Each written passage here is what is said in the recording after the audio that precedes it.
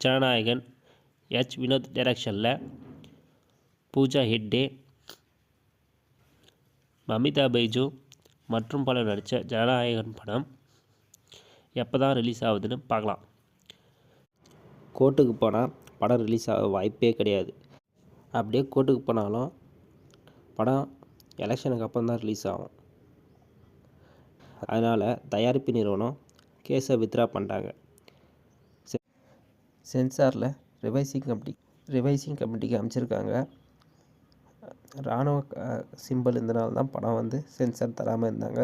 இப்போது இராணுவ அதிகாரியை ஒருத்தரை கூப்பிட்டு படம் வைப்பாங்க. படம் பார்த்துட்டாங்கன்னா சென்சார் 48 நாள் இருந்துச்சு, இப்போ 18 நாளாக மாற்றிட்டாங்க.